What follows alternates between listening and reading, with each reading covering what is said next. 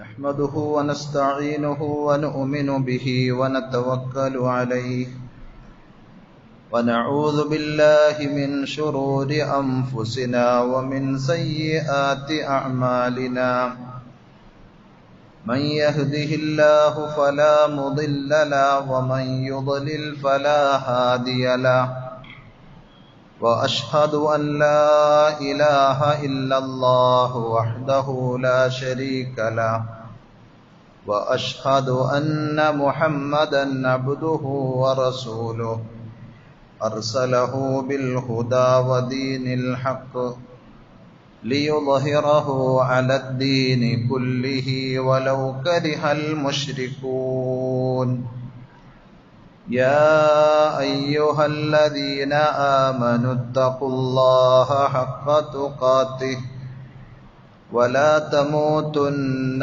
إلا وأنتم مسلمون يا أيها الناس اتقوا ربكم الذي خلقكم من نفس واحدة وخلق منها زوجها وبث منهما رجالا كثيرا ونساء واتقوا الله الذي تساءلون به والأرحام إن الله كان عليكم رقيبا يا أيها الذين آمنوا اتقوا الله وقولوا قولا سديدا يصلح لكم أعمالكم ويغفر لكم ذنوبكم ومن يطع الله ورسوله فقد فاز فوزا عظيما أما بعد فإن خير الحديث كتاب الله وخير الهدي هدي محمد صلى الله عليه وسلم وشر الأمور محدثاتها وكل محدثة بدعة وكل بدعة ضلالة وكل ضلالة في النار أعوذ بالله السميع العليم من الشيطان الرجيم بسم الله الرحمن الرحيم لقد خلقنا الإنسان في كبد ആദരണീയരായ സഹോദരന്മാരെ, സഹോദരികളെ, അള്ളാഹുവിൻ്റെ വിധിവിലക്കുകൾ ശരിയായ രൂപത്തിൽ പഠിച്ചു മനസ്സിലാക്കുവാനും ജീവിതത്തിൻ്റെ എല്ലാ മേഖലകളിലും അവ പരമാവധി ശ്രദ്ധിച്ചുകൊണ്ട് പടച്ചറബിനോട് നന്ദിയുള്ള തഖ്വയിൽ അധിഷ്ഠിതമായ ജീവിതം നയിക്കാൻ സ്വന്തത്തോടെന്ന പോലെ നിങ്ങൾ ഓരോരുത്തരോടും ആമുഖമായി ഓർമ്മപ്പെടുത്തുകയാണ്, വസിയ്യത്ത് ചെയ്യുകയാണ്. റഹ്മാനായ റബ്ബ് അവൻ്റെ വിധിവിലക്കുകൾ കണിശമായി പാലിക്കുന്ന യഥാർത്ഥ മുത്തഖീങ്ങളിൽ പറയുന്ന എന്നെയും കേൾക്കുന്ന നിങ്ങൾ ഓരോരുത്തരെയും ഉൾപ്പെടുത്തി അനുഗ്രഹിക്കുമാറാകട്ടെ. നമുക്ക് ഈ ദുനിയാവിൽ ജീവിക്കണമെങ്കിൽ നമ്മുടെ ജീവിതത്തിൻ്റെ അടിസ്ഥാന ആവശ്യങ്ങളായ ഭക്ഷണവും വസ്ത്രവും പാർപ്പിടവും അതേപോലെ ആരോഗ്യവും ചികിത്സയും ഒക്കെ നമുക്ക് വേണ്ടി വരും. അത്തരം കാര്യങ്ങൾക്ക് നമ്മുടെ കയ്യിൽ സമ്പത്തും ആവശ്യമാണ് എന്നത് നാം ഓരോരുത്തരും അനുഭവിച്ചു കൊണ്ടിരിക്കുന്ന ഒരു യാഥാർത്ഥ്യമാണ്. പക്ഷെ ആ സമ്പത്ത് നേടാനുള്ള മാർഗമാണ് അള്ളാഹു നൽകിയ ആരോഗ്യവും നമ്മുടെ കൈയും കാലും ഒക്കെ ഉപയോഗിച്ചുകൊണ്ടുള്ള അധ്വാനം. നമുക്ക് താമസിക്കാൻ വീട് വേണം, സഞ്ചരിക്കാൻ വാഹനം വേണം. പക്ഷേ മറ്റുള്ളവരുടെ പോക്കറ്റിലെ പൈസ കണ്ടുകൊണ്ട് നമ്മളാരും തറക്ക് കല്ലിട്ട് കാത്തിരിക്കേണ്ടതില്ല. മറിച്ച് നമ്മുടെ ലക്ഷ്യം പൂർത്തീകരിക്കാൻ, ആഗ്രഹം സഫലീകരിക്കാൻ നമ്മൾ പണിയെടുക്കേണ്ടതുണ്ട് എന്നതാണ് സൂചിപ്പിച്ചത്. അതിന് പറ്റിയ വിധത്തിലാണ് അല്ലാഹു സുബ്ഹാനഹു വ തആല നമുക്ക് സൗകര്യങ്ങൾ ഒരുക്കി തന്നിട്ടുള്ളത്. നാം ജീവിക്കുന്ന ഭൂമിയെ നമുക്ക് വാസയോഗ്യമാക്കി തന്ന പടച്ചറബ് സഞ്ചരിക്കുവാനും അധ്വാനിക്കുവാനും പറ്റുന്ന പാകത്തിൽ അതിനെ ക്രമീകരിച്ചു. നമ്മുടെ ശരീരത്തെയും അതിൻ്റെ ഘടനയെയും അള്ളാഹു സംവിധാനിച്ചതും അങ്ങനെ തന്നെയാണ്. അതാണ് തുടക്കത്തിൽ ഞാൻ ഓതിവെച്ച സൂറത്തുൽ ബലദ് 90-ാം അധ്യായത്തിലെ 4-ാമത്തെ വചനത്തിലൂടെ അള്ളാഹു ഉണർത്തിയത്. ലഖദ് ഖലഖനൽ ഇൻസാന ഫീ കബദ്, തീർച്ചയായും മനുഷ്യനെ ക്ലേശം സഹിച്ച് അധ്വാനിക്കേണ്ടുന്ന പ്രകൃതത്തിലാണ് നാം സൃഷ്ടിച്ചത്. ഫീ ഷിദ്ദത്തിൻ വത്വലബി മഈഷ, ഏതൊരു മേഖലയിൽ നമുക്ക് പുരോഗതിയും വിജയവും ആവശ്യമുണ്ടോ ആ മേഖലയിൽ നമ്മൾ കഠിനാധ്വാനം ചെയ്യേണ്ടതുണ്ട്. വത്വലബി മഈഷ, നമ്മുടെ മഈഷത്ത് തേടിപ്പിടിക്കുന്നതിലും നമ്മൾ അധ്വാനിക്കേണ്ടതുണ്ട്, കഷ്ടപ്പെടേണ്ടതുണ്ട് എന്നാണ് ആ ആയത്ത് ഉദ്ധരിച്ചുകൊണ്ട് ഇബ്നു കസീർ റഹ്മത്തുള്ളാഹി അലൈഹി സൂചിപ്പിച്ചത്. ഭൂമിയെ സംബന്ധിച്ച് പറഞ്ഞപ്പോൾ പടച്ചറബ് ചെയ്ത വലിയ അനുഗ്രഹമാക്കി അള്ളാഹു നമുക്ക് പറഞ്ഞു തന്നു, ഹുവല്ലദീ ജഅല ലക്കുമുൽ അർള ദലൂല, ഭൂമിയെ നിങ്ങൾക്ക് പാകപ്പെട്ട രീതിയിൽ, നിങ്ങൾക്ക് വിധേയമായ രീതിയിൽ അള്ളാഹു ആക്കി തന്നിരിക്കുന്നു. ഫംശൂ ഫീ മനാകിബിഹ, അതിന്റെ വഴികളിലൂടെ നിങ്ങൾ സഞ്ചരിച്ചു കൊള്ളുക. വകുലൂ മിൻ റിസ്ഖിഹി, പടച്ചറബ് നിങ്ങൾക്ക് നൽകിയിട്ടുള്ള റിസ്ക് തേടിപ്പിടിക്കുകയും നിങ്ങൾ ഭക്ഷിക്കുകയും ചെയ്തു കൊള്ളുക. വഇലൈഹിൻ നുശൂർ, അവനിലേക്കാണ് നിങ്ങളുടെ മടക്കം. 67-ാം അധ്യായം സൂറത്ത് മുൽക്കിലെ 15-ാമത്തെ വചനത്തിൽ അള്ളാഹു ആ പറഞ്ഞ കാര്യത്തെ പണ്ഡിതന്മാർ പ്രത്യേകം ഉണർത്തിയത്, ഭൂമിയിലൂടെ നിങ്ങൾ സഞ്ചരിച്ചു കൊള്ളുക എന്ന് പറഞ്ഞാൽ ഐ ലിത്വലബി റിസ്ഖി വൽ മക്കാസിബ്, നിങ്ങളുടെ തൊഴിലന്വേഷിച്ചുകൊണ്ടും ഉപജീവനത്തിന് ആവശ്യമായ വഴികൾ തേടിപ്പിടിക്കുന്നതിനും സഞ്ചരിക്കുവാൻ പറ്റുന്ന രൂപത്തിൽ ഭൂമിയെ നിങ്ങൾക്ക് വിധേയമാക്കി തന്നിരിക്കുന്നു. അപ്പൊ നമ്മുടെ ശരീരഘടനയും ഭൂമിയും ഒക്കെ അള്ളാഹു ക്രമീകരിച്ചത് നമുക്ക് യാത്ര ചെയ്യുവാനും ജോലി ചെയ്യുവാനും അതുവഴി സമ്പാദിക്കുവാനും ഒക്കെ പറ്റുന്ന രീതിയിലാണ്. അതിൽ നിന്നൊക്കെ വ്യത്യസ്തമായി ചില ആളുകൾ യാചനയും കൈനീട്ടലും ഒക്കെ സ്വീകരിക്കുന്നുവെങ്കിൽ ഇസ്ലാം അത് അങ്ങേയറ്റം നിരുത്സാഹപ്പെടുത്തിയ, ഒരിക്കലും പ്രോത്സാഹിപ്പിച്ചിട്ടില്ലാത്ത സംഗതിയാണ് എന്നുള്ളത് കൂടി നമ്മൾ മനസ്സിലാക്കേണ്ടതുണ്ട്. വായ്പയായിട്ട് പോലും ഒരാളോടൊരു കാര്യം ചോദിക്കുക എന്നത് ഇസ്ലാം പ്രോത്സാഹിപ്പിച്ച സംഗതിയല്ല. അതുകൊണ്ട് തന്നെ നബി സല്ലല്ലാഹു അലൈഹി വസല്ലമയോട് ഇല്ലായ്മയും പ്രയാസങ്ങളും പറഞ്ഞു വന്ന പല ആളുകളോടും നബി സല്ലല്ലാഹു അലൈഹി വസല്ലം നിർദ്ദേശിച്ചു കൊടുത്തത് ലഅയ്യഖുദ അഹദുകും ഹബ്ലഹു, നിങ്ങളിൽ ഒരാൾ തന്റെ ഒരു കയറെടുക്കുകയും സുമ്മ യഅതിൽ ജബൽ, എന്നിട്ട് ഏതെങ്കിലും മലകൾ കയറി പോവുകയും ഫയഅതി ബിഹുസ്മതിൻ മിൻ ഹതബ് അലാ ളഹ്രിഹി ഫയബീഉഹ, അങ്ങനെ മലയിൽ പോയി വിറക് വെട്ടി ആ കയറിൽ കെട്ടുകളാക്കി കൊണ്ടുവന്ന് തന്റെ മുതുകിൽ അത് ചുമന്നു കൊണ്ടുവന്ന് ഫയബീഉഹ, അത് ആളുകൾക്ക് വിറ്റ് അങ്ങനെ അല്ലാഹു സുബ്ഹാനഹു വ തആല അയാൾക്ക് നൽകുന്ന ആ സമ്പാദ്യത്തിലൂടെ ഫയകുഫല്ലാഹ ബിഹാ വജ്ഹഹു, അയാളുടെ മുഖത്തെ അഥവാ അഭിമാനത്തെ സംരക്ഷിക്കുവാൻ അതിലൂടെ സാധിച്ചാൽ അതാണ് ഖൈറുൻ ലഹു, അയാൾക്ക് ഏറ്റവും ഉത്തമമായിട്ടുള്ളത്. മിൻ അൻ യസ്അല അന്നാസ അഅതൗഹു ഔ മനഉഹു, ജനങ്ങളോട് കൈനീട്ടുന്നതിനേക്കാൾ അവർ തരട്ടെ തരാതിരിക്കട്ടെ. അപ്പൊ ഏതെങ്കിലും ഒക്കെ നമ്മുടെ ആവശ്യങ്ങൾ പറഞ്ഞ ആളുകളോട് അതിനെ സംബന്ധിച്ച് വിശദീകരിച്ച് കൈകൾ നീട്ടി യാചിക്കുന്നതിനേക്കാൾ നല്ലത്, ഒരു ജോലിയും ഒരു പണിയും നിങ്ങൾക്കില്ലെങ്കിൽ ഒരു കയറെടുത്ത് മലയിൽ പോയി അവിടെ നിന്ന് വിറക് വെട്ടി അത് കെട്ടുകളാക്കി നിങ്ങളുടെ മുതുകിൽ വെച്ച് കൊണ്ടുവന്ന് ആളുകൾക്ക് വിറ്റ് അതിലൂടെ നിങ്ങളുടെ അധ്വാനത്തിന്റെ ഫലം അനുഭവിക്കുവാൻ നിങ്ങൾ ശ്രമിച്ചാൽ അതാണ് നിങ്ങൾക്ക് ദുനിയാവിലും ആഖിറത്തിലും ഖൈറായിട്ടുള്ളത്, അന്തസ്സും അഭിമാനവുമുള്ളത് എന്ന് റസൂലുള്ളാഹി സ്വല്ലല്ലാഹു അലൈഹി വസല്ലം പഠിപ്പിക്കുകയാണ്.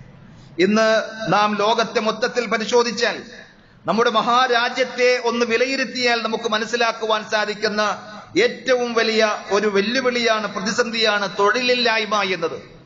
യുവാക്കൾ തൊഴിലന്വേഷിച്ച് വിദ്യാസമ്പന്നരായ ആളുകൾ പോലും നമ്മുടെ നാട്ടിൽ നിന്ന് മറ്റ് രാജ്യങ്ങളിലേക്ക് പലായനം ചെയ്യുകയാണ്, നാട് വിട്ടു പോവുകയാണ്. അതേപോലെ ജോലിയില്ലാത്തതിന്റെ പേരിൽ ചെയ്തു വന്നിരുന്ന ജോലികൾ നഷ്ടപ്പെട്ടതിന്റെ പേരിൽ ആത്മഹത്യ ചെയ്യുന്നവരുടെയും എണ്ണം ഓരോ രാജ്യങ്ങളുടെയും കണക്കുകൾ നമ്മൾ പരിശോധിച്ചാൽ കുറവല്ല. എന്തുകൊണ്ട് അങ്ങനെ സംഭവിക്കുന്നു എന്ന് ചോദിച്ചാൽ, തൊഴിലില്ലായ്മ എന്നത് ഒന്നുകിൽ ചെയ്തു വന്നിരുന്ന ജോലി നഷ്ടമായതിന്റെ പേരിൽ, ചിലപ്പോൾ ചെയ്തു വന്ന ജോലിയുടെ സാധ്യതകൾ ഇല്ലാതെ വരുമ്പോൾ കുറെ ആളുകളെ കമ്പനികൾ പിരിച്ചുവിടും. അതല്ലെങ്കിൽ ഉള്ള ജോലിക്ക് അയാൾ ക്വാളിഫൈഡ് അല്ല എന്ന് കാണുമ്പോൾ തീർച്ചയായും അയാളുടെ മുമ്പിൽ തൊഴിലവസരങ്ങൾ നിഷേധിക്കപ്പെടുകയാണ്. രണ്ടാമത്തെ ഒന്ന്, ജോലിയുണ്ട് പക്ഷേ ആ ഉള്ള ജോലി എടുക്കാൻ എന്റെ സ്റ്റാറ്റസ് അനുവദിക്കുന്നില്ല എന്ന ഒരു ഈഗോ മനസ്സിൽ വരുമ്പോൾ ആ ജോലിയൊന്നും ഞാൻ എടുക്കേണ്ടവനല്ല എന്ന് പറഞ്ഞ് മാറി നിൽക്കുമ്പോഴും സമൂഹത്തിൽ തൊഴിലില്ലായ്മ അധികരിക്കുകയാണ്. ഏത് തൊഴിലാണ് എങ്കിലും അത് മാന്യതയുള്ള സംഗതിയായി കണ്ടുകൊണ്ട് തൊഴിൽ സ്വീകരിക്കുക എന്നത് ഒരു വിശ്വാസിയെ സംബന്ധിച്ചിടത്തോളം ഇസ്ലാം പ്രോത്സാഹിപ്പിച്ച സംഗതിയാണ്. ദാരിദ്ര്യത്തെ ഭയന്ന് മക്കളെ കൊന്നുകളഞ്ഞിരുന്ന ഒരു സമ്പ്രദായം ജാഹിലിയ്യത്തിലുണ്ടായിരുന്നു. അതിന്റെ ആധുനിക രൂപമായ കുടുംബാസൂത്രണത്തെ സംബന്ധിച്ച് നമ്മൾ വിലയിരുത്തുമ്പോൾ അത് തികഞ്ഞ വിഡ്ഢിത്തമാണ് എന്ന് മനസ്സിലാക്കുവാൻ സാധിക്കും. കാരണം പണിയെടുക്കുവാൻ തയ്യാറുണ്ടെങ്കിൽ പട്ടിണിയും ദാരിദ്ര്യവും ഇല്ലാതെയാക്കാൻ നമ്മളൊന്ന് പരിശ്രമിച്ചാൽ മതിയാകും. ഒരു വയറ് നിറക്കാൻ പടച്ച റബ്ബ് 2 കൈയും 2 കാലും നല്ല ഒരു മസ്തിഷ്കവും തന്നിട്ടുണ്ടെങ്കിൽ ആ തലച്ചോറ് ഉപയോഗിച്ച് കൈകൊണ്ടും കാലുകൊണ്ടും അധ്വാനിക്കുവാൻ നമ്മൾ തയ്യാറായിട്ടുണ്ടെങ്കിൽ പട്ടിണിയുടെ പേരിൽ, ദാരിദ്ര്യത്തിന്റെ പേരിൽ നമ്മൾ വിഷമിക്കേണ്ടി വരികയില്ല. അതേപോലെ 2 മക്കളുള്ള ഏതെങ്കിലും ദമ്പതികൾക്ക് 3-മതോ 4-മതോ ഒരു കുട്ടിയുണ്ടായാൽ അതിന്റെ പേരിൽ അവരെ ആക്ഷേപിക്കുകയോ അവർ തന്നെ വിഷമിക്കുകയോ ചെയ്യേണ്ട ഒരു കാര്യവുമില്ല. കാരണം നാം കോഴിയെ വളർത്താറുണ്ട്, അതല്ലെങ്കിൽ ആടിനെയും പശുക്കളെയും ഒക്കെ വളർത്താറുണ്ട്. നമ്മുടെ കയ്യിൽ 2 എണ്ണം ഉള്ളത് 3 ആയി കഴിഞ്ഞാൽ അല്ലെങ്കിൽ 4 ആയി കഴിഞ്ഞാൽ അതിന്റെ പേരിൽ നമ്മളാരും ഒരു പ്രയാസപ്പെടാറില്ല. സന്തോഷമായിരിക്കും നമുക്കുണ്ടാവുക. നമ്മൾ വളർത്തുന്ന വളർത്തുമൃഗങ്ങൾ അധികരിക്കുന്നത് ലാഭമായി കാണുന്നുവെങ്കിൽ അതിനേക്കാൾ എന്തുകൊണ്ടും കഴിവും യോഗ്യതയുമുള്ള മക്കൾ അല്ലെങ്കിൽ മനുഷ്യർ ഈ ഭൂമിയിൽ ഒരിക്കലും ഒരു വേസ്റ്റ് അല്ല എന്നുള്ളത് അവർക്ക് അള്ളാഹു നൽകിയിട്ടുള്ള ക്രിയാത്മകമായ ശേഷികൾ ഫലപ്രദമായി ഉപയോഗപ്പെടുത്തുവാൻ ശ്രദ്ധിക്കുകയാണെങ്കിൽ ദാരിദ്ര്യത്തിന്റെ പേരിൽ അവരെ കുഴിച്ചുമൂടുകയോ അബോർഷൻ ചെയ്തുകൊണ്ട് ഇല്ലാതെയാക്കുകയോ ചെയ്യാൻ ശ്രമിക്കേണ്ടതില്ല. നബി സല്ലല്ലാഹു അലൈഹി വസല്ലം പഠിപ്പിച്ചത് നമ്മൾ ഓരോരുത്തരും അധ്വാനിച്ചു തിന്നുന്ന ഭക്ഷണത്തെക്കാൾ ഉത്കൃഷ്ടമായ ഉത്തമമായ വേറൊരു ഭക്ഷണവുമില്ല എന്ന്. ഏത് ജോലിയാണ് എങ്കിലും നമ്മൾ സ്വയം അധ്വാനിക്കുന്ന അധ്വാനത്തിലൂടെ കിട്ടുന്ന ആ ഒരു വരുമാനം, അതിന്റെ ഒരു ആനുകൂല്യം പറ്റുക എന്നത് അതാണ് ഏറ്റവും മികച്ചത്, ഏറ്റവും ശ്രേഷ്ഠമായത് എന്ന് റസൂലുള്ളാഹി സ്വല്ലല്ലാഹു അലൈഹി വസല്ലം ഉണർത്തുകയാണ്. മാ അകല അഹദുൻ തആമൻ ഖൈറൻ മിൻ അൻ യഅകുല മിൻ അമലി യദിഹി.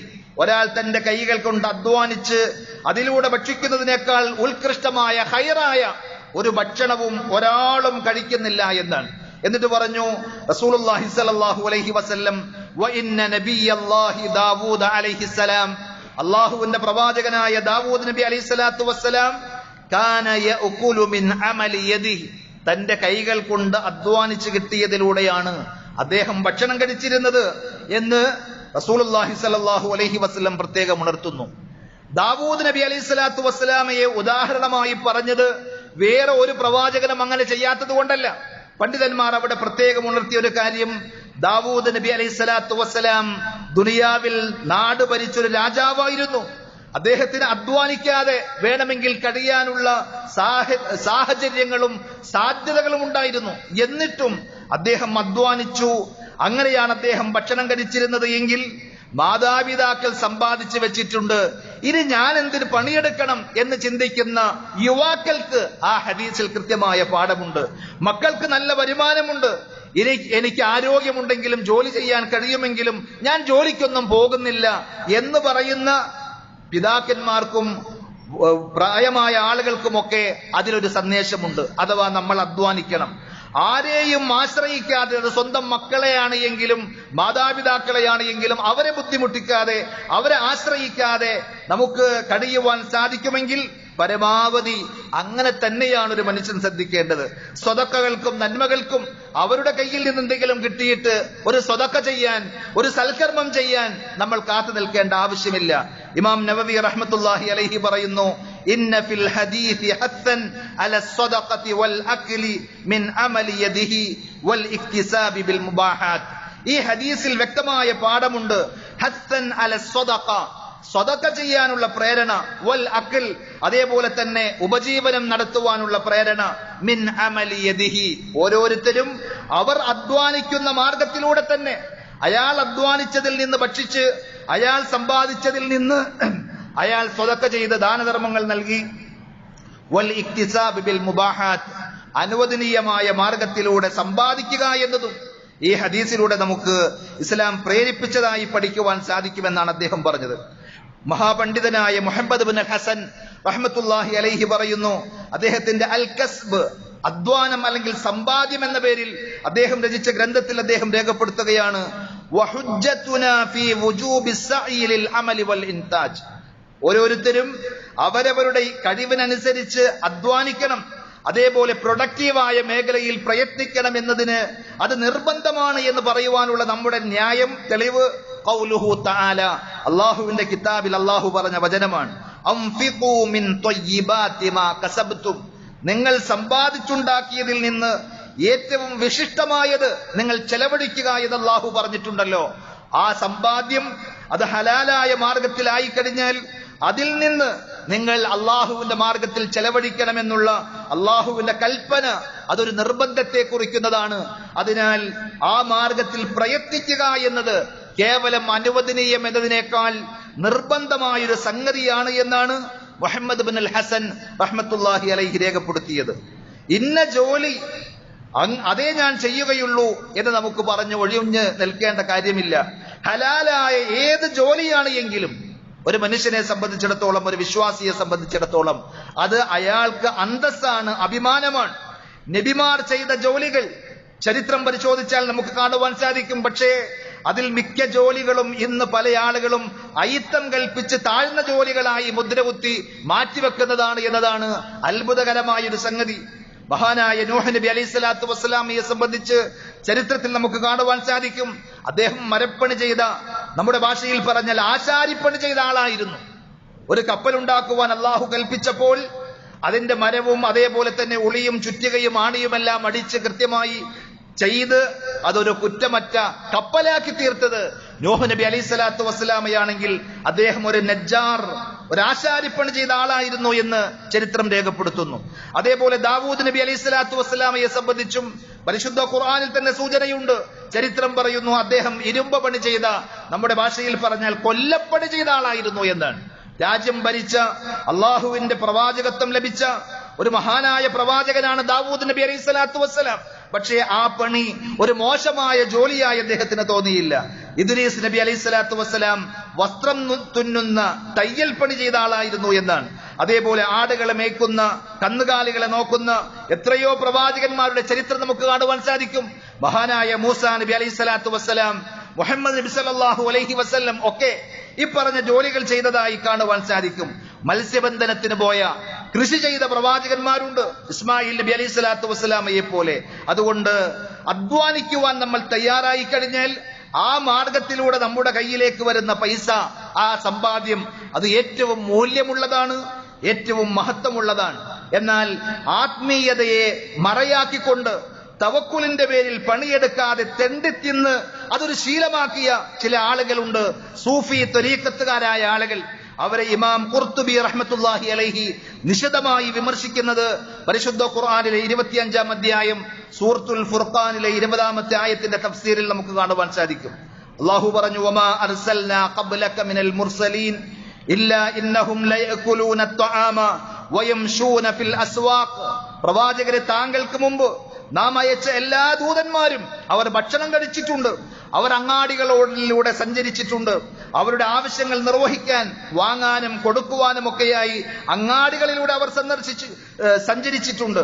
വജഅൽനാ ബഅളകും ലിബഅളിൻ ഫിത്ന, നിങ്ങളിൽ ചിലരെ മറ്റു ചിലർക്ക് ഫിത്നയാക്കി, പരീക്ഷണമാക്കി അല്ലാഹു നിശ്ചയിച്ചിരിക്കുന്നു. അത്തസ്ബിറൂൻ, നിങ്ങൾ ക്ഷമിക്കുന്നുണ്ടോ എന്ന് നോക്കാൻ. വകാന റബ്ബുക ബസീറ, നിന്റെ രക്ഷിതാവ് എല്ലാം സസൂക്ഷ്മം കണ്ടുകൊണ്ടിരിക്കുന്നവനാണ് എന്ന് പറയുന്ന ഈ ആയത്ത് വിശദീകരിക്കുമ്പോൾ ഇമാം ഖുർത്തുബി റഹ്മത്തുള്ളാഹി അലൈഹി തന്റെ തഫ്സീറിൽ രേഖപ്പെടുത്തുകയാണ്, 9 മസ്അലകൾ, 9 വിഷയങ്ങൾ ഈ ആയത്തിലുണ്ട് എന്ന് പറഞ്ഞ് അദ്ദേഹം ചർച്ചയ്ക്ക് തുടക്കം കുറിക്കുന്നു. ഒന്ന്, നബി സല്ലല്ലാഹു അലൈഹി വസല്ലമയെ വിമർശിച്ചവർക്കുള്ള മറുപടിയാണ്.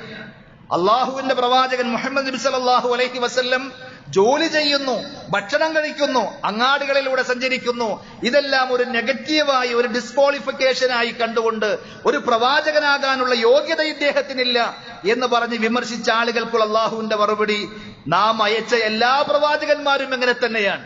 മനുഷ്യന്മാരായ പ്രവാചകന്മാർ മനുഷ്യന്മാർക്കിടയിൽ ജീവിച്ച് അവർക്ക് മാതൃക കാണിച്ചവരാണ് എന്ന മറുപടിയാണ്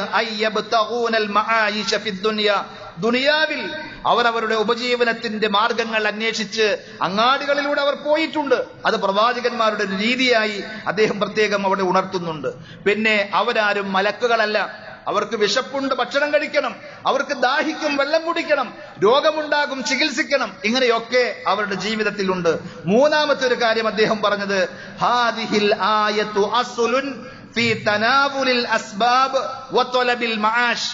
മനുഷ്യന്മാരുടെ ഉപജീവനത്തിന്റെ മാർഗങ്ങൾ തേടിപ്പിടിക്കുക എന്നതും അള്ളാഹു നിശ്ചയിച്ച സബബുകളെ ഉപയോഗപ്പെടുത്തുക എന്നതും ഇസ്ലാം അംഗീകരിച്ച കാര്യമാണ് എന്നതിന്റെ ഒരു കൃത്യമായ അടിസ്ഥാനമാണ്, അസ്ലാണ് ഈ ആയത്തിലുള്ളത്.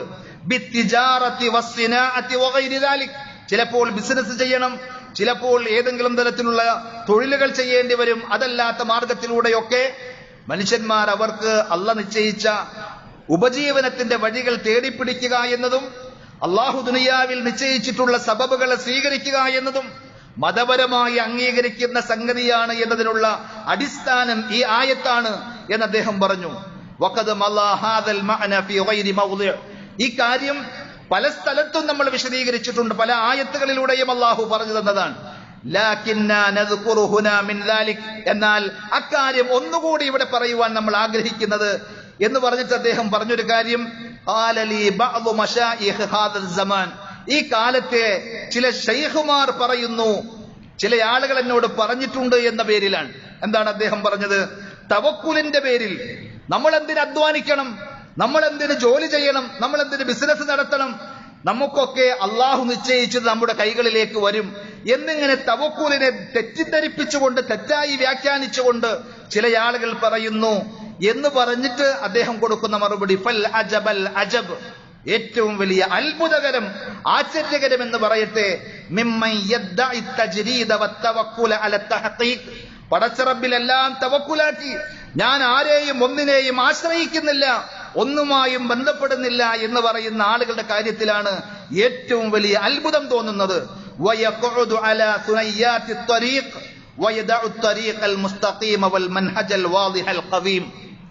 അവർക്ക് അവരുടെ ശരീരം കൊണ്ട്, ആരോഗ്യം കൊണ്ട്, കൈകാലുകൾ കൊണ്ട് പണിയെടുക്കാൻ, അധ്വാനിക്കാൻ അവർ തയ്യാറല്ല. അതിനവർ നിരുത്സാഹപ്പെടുത്തുന്നു. തവക്കുലിന്റെയും അതേപോലെ തന്നെ തജ്രീദിന്റെയും പേര് പറഞ്ഞ് എല്ലാറ്റിൽ നിന്നും മാറി ഞാൻ റബ്ബുമായിട്ടാണ് ബന്ധപ്പെട്ടിരിക്കുന്നത് എന്ന് പറയുന്ന ആളുകൾ, അവരുടെ കാര്യം അവർ അള്ളാഹുമായിട്ട് എന്ന് പറഞ്ഞ് അധ്വാനിക്കാതെ മാറി നിൽക്കുകയും അള്ളാഹു അനുവദിച്ച ഹലാലായ, നേരായ, ചൊവ്വായ വഴികളെ അവഗണിച്ചുകൊണ്ട് ഏതെങ്കിലുമൊക്കെ വഴിയോരങ്ങളിൽ ചേർന്ന് നിന്നുകൊണ്ട് ആളുകളുടെ അടുക്കൽ കൈനീട്ടുകയാണ്. എന്തിനു വേണ്ടി? അവരുടെ പശിയടക്കാൻ, അവരുടെ ആവശ്യങ്ങൾ നിർവഹിക്കാൻ. ഹജ്ജിന് അദ്ദേഹം പേജുകൾ വിശദീകരിച്ചുകൊണ്ട് പറയുന്നുണ്ട്, ഹജ്ജിന് യമനിൽ നിന്ന് ചില ആളുകൾ വരുന്നു. യഹജ്ജൂന വലാ യതസവ്വദൂൻ, ഹജ്ജിന് വേണ്ടി എന്ന് പറഞ്ഞ് ഇറങ്ങി പുറപ്പെടുകയാണ്. അതിനു വേണ്ടുന്ന യാത്രക്ക് വേണ്ട ഒരു കാര്യവും അവർ ഒരുക്കിയിട്ടില്ല. യാത്രക്കിടയിൽ അവർക്ക് ഭക്ഷണം വേണ്ടി വരും, വസ്ത്രം വേണ്ടി വരും, മരുന്ന് ആവശ്യമായി വരും. ഒന്നും ഒരുക്കമില്ലാതെ ഇറങ്ങി പുറപ്പെട്ട ആളുകൾ വയഖൂലൂന നഹ്നുൽ മുതവക്കിലൂൻ, ഞങ്ങൾ അല്ലാഹുവിൽ തവക്കുലാക്കിയവരാണ് എന്നാണ് അവർ പറഞ്ഞുകൊണ്ടിരിക്കുന്നത്. അദ്ദേഹം പറയുന്നു ഫഇദാ ഖദിമൂ സഅലുന്നാസ്, എന്നാൽ അവർ വന്നു കഴിഞ്ഞാലോ ആളുകളോട് ചോദിക്കും, ഞങ്ങൾക്ക് ഭക്ഷണം കഴിക്കണം, എന്തെങ്കിലും തരൂ, ഞങ്ങൾക്ക് ഉടുക്കണം, അതിനുള്ള വസ്ത്രം വാങ്ങാൻ എന്തെങ്കിലും തരൂ എന്ന് പറഞ്ഞ് ആളുകളുടെ മുമ്പിൽ കൈനീട്ടുന്ന, ശരിയായ വഴിയെ അവഗണിച്ചുകൊണ്ട് വൃത്തികെട്ട വളഞ്ഞ വഴി സ്വീകരിക്കുന്ന ആളുകൾ ഇസ്ലാമിനെയും ഇസ്ലാമിന്റെ തവക്കുലിനെയും മോശമായി ചിത്രീകരിക്കുന്നു എന്നത് ഏറ്റവും വലിയ അത്ഭുതകരമായി അദ്ദേഹം പരിചയപ്പെടുത്തുകയാണ്. അതേപോലെ ഇമാം അഹ്മദ് ബിൻ ഹംബൽ റഹ്മത്തുള്ളാഹി അലൈഹിയോട് ഒരാൾ വന്നുകൊണ്ട് ചോദിക്കുന്നുണ്ട്, ഉരീദുൽ ഹജ്ജ അലാ ഖദമി തവക്കുൽ, അള്ളാഹുവിൽ തവക്കുലാക്കിക്കൊണ്ട്, എന്റെ കയ്യിൽ വേറെ ഒന്നുമില്ല, ഞാൻ കാൽനടയായി ഹജ്ജ് ചെയ്യുവാൻ വേണ്ടി തവക്കുലാക്കി പോവുകയാണ് എന്ന് പറഞ്ഞപ്പോൾ അദ്ദേഹം ചോദിച്ചു, ഇമാം അഹ്മദ് റഹ്മത്തുള്ളാഹി അലൈഹി അയാളോട് ചോദിച്ചു, താങ്കൾ ഒറ്റക്കാണോ പോകുന്നത്? ആരും സഹായത്തിനില്ലാതെ, ആരെയും കൂട്ടുപിടിക്കാതെ ഒറ്റക്കാണോ താങ്കൾ പോകുന്നത് എന്ന് ചോദിച്ചപ്പോൾ അദ്ദേഹം പറഞ്ഞു അത്രേ, അല്ല, എന്റെ കൂടെ ആളുകളുണ്ട്, എനിക്ക് സഹായത്തിനായ ആളുകളുണ്ട് എന്ന് പറഞ്ഞപ്പോൾ ഇമാം അഹ്മദ് ബിൻ ഹംബൽ അശ്ശൈബാനി റഹ്മത്തുള്ളാഹി അലൈഹി പറഞ്ഞ വാക്ക് നമ്മൾ ശ്രദ്ധിക്കേണ്ട സംഗതിയാണ്. അൻത ഇദൻ മുത്തഖിലുൻ അലാ അജ്രിബതിഹിം, അപ്പോൾ നീ അള്ളാഹുവിലല്ല തവക്കുലാക്കിയിട്ടുള്ളത്. അവരുടെ കൈകളിലുള്ള ഭക്ഷണപ്പൊതികളിൽ, അവരുടെ കൈകളിലുള്ള സമ്പാദ്യങ്ങളിലാണ് നിന്റെ ശ്രദ്ധ, നിന്റെ ആശ്രയവും നിന്റെ മനസ്സും. അങ്ങനെയല്ല, മറിച്ച് അള്ളാഹുവിൽ തവക്കുലാക്കി അള്ളാഹ് അനുവദിച്ച മാർഗങ്ങളിലൂടെ അധ്വാനിക്കാൻ നിങ്ങൾ തയ്യാറായി കഴിഞ്ഞാൽ ആ മാർഗത്തിലൂടെ കിട്ടുന്ന വരുമാനം അത് എത്ര കുറച്ചാണ് എങ്കിലും അത് അന്തസ്സുള്ളതാണ്, അഭിമാനമുള്ളതാണ്. ആ മാർഗത്തിലുള്ള പരിശ്രമങ്ങൾ പടച്ചറബിന്റെ അടുക്കൽ പുണ്യമുള്ള കാര്യമാണ് എന്നാണ് ഇസ്ലാം പഠിപ്പിക്കുന്നത്. മാന്യമായി ജോലി ചെയ്ത് അന്തസ്സുള്ളൊരു ജീവിതം നയിക്കാൻ നമുക്കെല്ലാവർക്കും അള്ളാഹു തൗഫീഖ് നൽകി അനുഗ്രഹിക്കുമാറാകണം.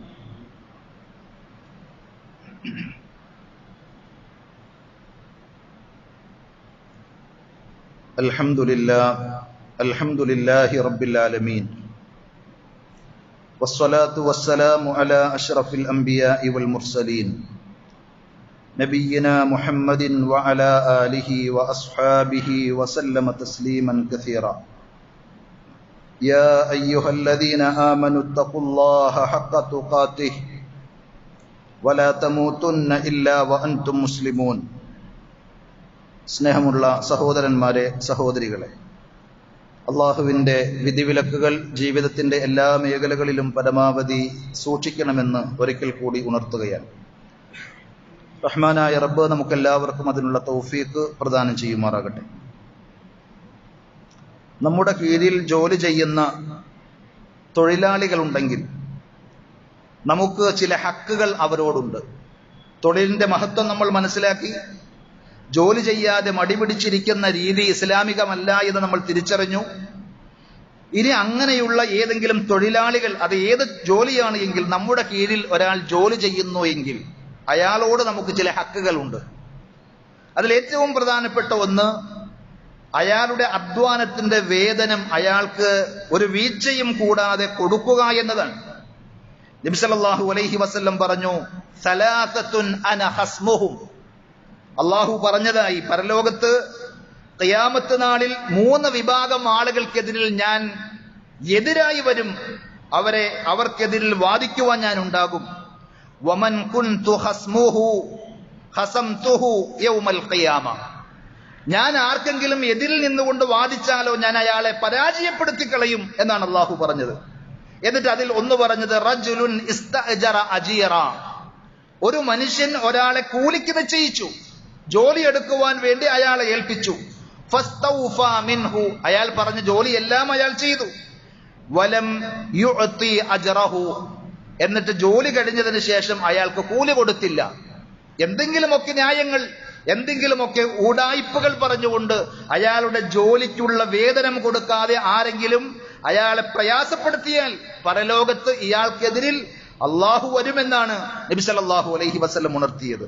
എന്നാൽ സാധാരണയായി നമ്മൾ കേൾക്കാറുള്ള ഒരു ഹദീസ് ഉണ്ട്, അഅ്തുൽ അജീറ അജ്റഹു ഖബ്ല അൻ യജിഫ അറഖഹു. ജോലി ചെയ്ത ആളുടെ വിയർപ്പ് വറ്റുന്നതിന് മുമ്പ് അയാളുടെ കൂലി കൊടുക്കണം എന്ന് പറയുന്ന ഹദീസ് നേരത്തെ പറഞ്ഞ ഹദീസിന്റെ ആശയമാണ് എന്നുള്ള നിലയിൽ അതിനെ നമുക്ക് അംഗീകരിക്കാമെങ്കിലും ആ ഹദീസിന്റെ പരമ്പരയിൽ ദുർബലതയുണ്ട് എന്ന് ഹദീസ് പണ്ഡിതന്മാർ ഉണർത്തിയ ഒരു സംഗതിയാണ്. മറ്റൊന്ന്, അവരുടെ പ്രയാസങ്ങൾ കണ്ടറിയുവാൻ നമുക്ക് സാധിക്കണം. തൊഴിൽ ദാതാക്കൾ എന്നുള്ള നിലയിൽ നമ്മൾ നമ്മുടെ കീഴിൽ ജോലി ചെയ്യുന്ന ആളുകളുടെ പ്രയാസങ്ങൾ, ചിലപ്പോൾ അയാളുടെ മക്കൾക്ക് അല്ലെങ്കിൽ ഭാര്യയ്ക്ക് വീട്ടിൽ രോഗങ്ങൾ ഉണ്ടാകാം, പ്രയാസങ്ങൾ ഉണ്ടാകാം. എന്നാലും അയാൾ എന്റെ അടുക്കൽ ചെയ്യുന്ന ജോലി, അതിന് കൃത്യമായ ശമ്പളം എന്നിങ്ങനെയല്ലാതെ അയാളുടെ പ്രയാസം എന്റെ കൂടി പ്രയാസമാണ് എന്ന് മനസ്സിലാക്കാൻ, അയാൾ കൃത്യമായി ജോലി ചെയ്യുന്നത് കൊണ്ടാണ് എന്റെ ബിസിനസ്സും എന്റെ കമ്പനിയും ഒക്കെ നല്ല നിലയിൽ നിലനിൽക്കുന്നത് എന്ന് മനസ്സിലാക്കാൻ, അങ്ങനെ അയാളുടെ പ്രയാസങ്ങൾ കണ്ടറിയുവാൻ സാധിക്കുക എന്നത് ഒരു തൊഴിൽ ദാതാവിന്റെ, ഒരു മുതലാളിയുടെ കടമയായി ഇസ്ലാം പഠിപ്പിക്കുന്നുണ്ട്. മൂന്നാമതായി, അയാൾക്ക് ഭാരമുള്ള ജോലികൾ ഏൽപ്പിച്ചു കൊടുത്താൽ അതിൽ സഹായിക്കാൻ, അയാൾക്കൊരു ഇളവ് കൊടുക്കാൻ, പ്രത്യേകിച്ച് നല്ല ചൂടുള്ള ഇപ്പോഴത്തെ കാലാവസ്ഥയിൽ അവരുടെ സമയമൊന്ന് ക്രമീകരിക്കാൻ, അവർക്കൊന്ന് ഇളവ് കൊടുക്കാൻ ഒക്കെ ശ്രദ്ധിക്കുക എന്നത് മതം പഠിപ്പിച്ചൊരു മാതൃകയാണ്. വേറൊരു മതത്തിലും വേറൊരു പ്രത്യയശാസ്ത്രത്തിലും ഇല്ലാത്ത അമൂല്യമായ നിർദ്ദേശങ്ങളാണ് ഇസ്ലാം തൊഴിലും തൊഴിലാളികളുമായി ബന്ധപ്പെട്ട് നൽകുന്നത് എന്ന് നമുക്ക് കാണുവാൻ സാധിക്കും. ഇനി നമ്മൾ മറ്റുള്ളവർക്ക് ജോലി ചെയ്യുന്ന തൊഴിലാളികളാണെങ്കിൽ അവിടെയും നമ്മുടെ തൊഴിൽ ദാതാക്കളോട്, മുതലാളിമാരോട് ചില ഹക്കുകളുണ്ട്. അതിലൊന്ന് ആത്മാർത്ഥതയുണ്ടായിരിക്കുക എന്നാണ്. നമ്മൾ ചെയ്യുന്ന പണിയിൽ നമുക്കൊരു ആത്മാർത്ഥത, ഇഖ്ലാസ് ഉണ്ടായിരിക്കണം. ചതിയും വഞ്ചനയുമില്ലാതെ നസീഹത്തുണ്ടായിരിക്കണം. ആ തൊഴിലിനോടും ആ സ്ഥാപനത്തോടും ആ തൊഴിൽ ദാതാവിനോടുമൊക്കെ ഒരു ഗുണകാംക്ഷ ഉണ്ടാകണം. അയാൾ മാറുമ്പോൾ ഏതെങ്കിലും തരത്തിലുള്ള ചതിയോ വഞ്ചനയോ നടത്തുവാൻ ശ്രമിക്കുന്ന ആളുകൾ, അയാളുടെ അഭാവത്തിൽ എന്തെങ്കിലുമൊക്കെ മോശമായ പണികളിലേക്ക് ഏർപ്പെടുന്ന, അല്ലെങ്കിൽ അയാളുടെ തന്നെ സമ്പാദ്യത്തെ ഹലാലല്ലാത്ത മാർഗത്തിലൂടെ പോക്കറ്റിലേക്ക് ആക്കുന്ന ആളുകൾ ഒക്കെ ശ്രദ്ധിക്കണം. അതിനെല്ലാം പടച്ചറബിന്റെ അടുക്കൽ കണക്ക് പറയേണ്ടി വരും. സത്യസന്ധത എന്നത് ഒരു വിശ്വാസിയുടെ മുഖമുദ്രയാണ്. ഏത് മേഖലയിലും അത് പാലിക്കേണ്ടതുണ്ട്. ചതിയും വഞ്ചനയുമില്ലാതെ വിശ്വസ്തനായി ജോലി ചെയ്യുവാൻ സാധിച്ചാൽ ആ ജോലി പോലും തന്റെ മാതാപിതാക്കളെ സംരക്ഷിക്കാൻ, മക്കൾക്ക് ചെലവിന് കൊടുക്കാൻ, ഭാര്യയെ നോക്കാനൊക്കെ വേണ്ടി ചെയ്യുന്ന ആ പ്രവർത്തനം അള്ളാഹുവിന്റെ അടുക്കൽ സ്വാലിഹായ ഒരു സൽക്കർമ്മമായി പരിഗണിക്കുമെന്നുള്ള കാര്യം നാം തിരിച്ചറിയേണ്ടതുണ്ട്. അങ്ങനെ തൊഴിൽ മേഖലയിലാണെങ്കിലും തൊഴിൽ ചെയ്യിപ്പിക്കുന്ന ആളാണെങ്കിലും ഒക്കെ അതിൻ്റെതായ മാന്യതയും ബാധ്യതയും നിർവഹിച്ചുകൊണ്ട് ആ ഉത്തരവാദിത്തം നിർവഹിക്കുവാൻ ദീനനുസരിക്കുന്ന നാം ഓരോരുത്തരും തയ്യാറാകേണ്ടതുണ്ട്. അള്ളാഹു നമുക്കതിനുള്ള തൗഫീഖ് പ്രദാനം ചെയ്യുമാറാകട്ടെ. മറ്റൊരു കാര്യം പ്രത്യേകം ഉണർത്തുവാനുള്ളത്, നമ്മളെല്ലാവരും അനുഭവിച്ചുകൊണ്ടിരിക്കുന്ന വരൾച്ചയും കൊടും ചൂടും മഴയ്ക്കു വേണ്ടി നാം ഏറെ ആഗ്രഹിക്കുമ്പോൾ ഗൾഫ് രാജ്യങ്ങളിൽ നേരെ തിരിച്ചാണ് എന്നുള്ള അവസ്ഥകൾ നമ്മൾ വാർത്തകളിലൂടെ അതേപോലെ തന്നെ സോഷ്യൽ മീഡിയകളിലൂടെ കണ്ടുകൊണ്ടിരിക്കുന്നു, കേട്ടുകൊണ്ടിരിക്കുന്നു. ഈ സന്ദർഭത്തിൽ നമുക്ക് ചെയ്യാനുള്ളത് പടച്ചറബിനോട് ആത്മാർത്ഥമായി ഇസ്തിഗ്ഫാർ നടത്തുക എന്നതാണ്. നമ്മൾ ചെയ്തു കൂട്ടിയ ഏതെങ്കിലും തെറ്റുകുറ്റങ്ങളുടെ കാരണമായി പടച്ചറബ് നമ്മെ പരീക്ഷിക്കുകയാണോ എന്ന് നമുക്കറിയുക സാധ്യമല്ല. അതുകൊണ്ട് പടച്ചറബിനോട് ആത്മാർത്ഥമായി പശ്ചാത്തപിച്ച് തൗബ ചെയ്ത് ഇസ്തിഗ്ഫാർ നടത്തി പൊറുക്കലിനെ തേടിയാൽ യുർസിലിസ് സമാഅ അലൈക്കും മിദ്റാറ, അള്ളാഹു നിങ്ങൾക്ക് മഴ വർഷിപ്പിച്ചു തരും. തുടരെ അള്ളാഹു മഴ വർഷിപ്പിച്ചു തരും എന്നത് അള്ളാഹുവിന്റെ വാഗ്ദാനമാണ്. അതേപോലെ പരമാവധി നന്മകൾ അധികരിപ്പിക്കുവാൻ നമുക്ക് സാധിക്കണം. റസൂലുള്ളാഹി സ്വല്ലല്ലാഹു അലൈഹി വസല്ലം മഴയ്ക്ക് വേണ്ടി പ്രത്യേകം ദുആ ചെയ്തിരുന്നു. ഇതുപോലെയുള്ള പ്രയാസഘട്ടങ്ങളിൽ നബി സല്ലല്ലാഹു അലൈഹി വസല്ലമയുടെ ആ മാതൃകയനുസരിച്ച് നമുക്കും ചെയ്യുവാൻ സാധിക്കേണ്ടതുണ്ട്.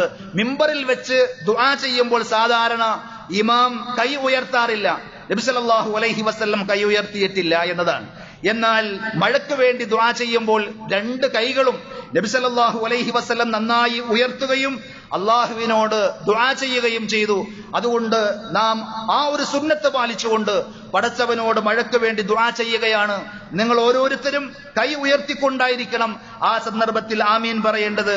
അല്ലാഹുമ്മസ്തിനാ അല്ലാഹുമ്മസ്തിനാ അല്ലാഹുമ്മസ്തിനാ اللهم أغثنا اللهم أغثنا اللهم أغثنا غيثا مغيثا هنيئا مريئا نافعا غير ضار عاجلا غير آجل ربنا آتنا في الدنيا حسنة وفي الآخرة حسنة وقنا عذاب النار اللهم اغفر للمؤمنين والمؤمنات والمسلمين والمسلمات الأحياء منهم والأموات إنك مجيب الدعوات يا قاضي الحاجات اللهم أعز الإسلام والمسلمين وأذل الشرك والمشركين اللهم أجرنا من النار اللهم أجرنا من النار اللهم أجرنا من النار وأدخلنا الجنة مع الأبرار صلى الله على نبينا محمد وعلى آله وأصحابه وسلم والحمد لله رب العالمين.